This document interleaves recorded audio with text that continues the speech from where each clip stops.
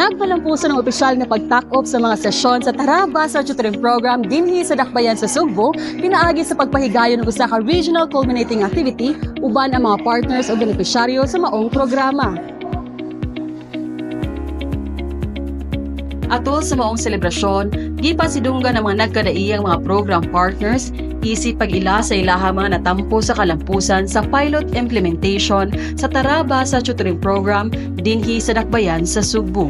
Kini naglangkob sa lokal nga panggamhanan sa Cebu City, Department of Education kun DepEd Cebu City Division ug Cebu Normal University. Let us all continue to extend this kind of service nga unta mo padayon tag-invest alang sa kaayuhan sa mga kabatanunan dinhi sa Cebu City. Not only that they will read, they should love reading.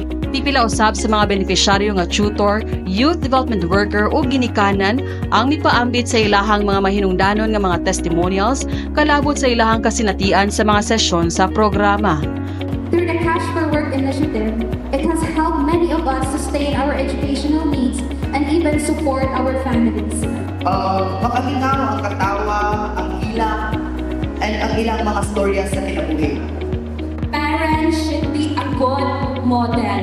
Maudyo na ang mitatak sa ako ang una-una na dili na ko makalimutan. Lakip usab sa highlight sa selebrasyon ang pag-anunsyo sa mga mananaog sa Tarabasa Video Making Contest nga gisanmutan sa mga tutors ug YDWs gikan sa Cebu Normal University. Dinhi sa Cebu City, adunay 3,761 ka mga ginikanan ug tinunan sa elementarya, ingon man 676 ka mga estudyante sa Cebu Normal University ang nakabenepisyo sa maong programa.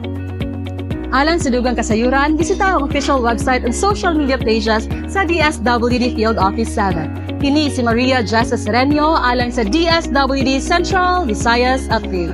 DSWD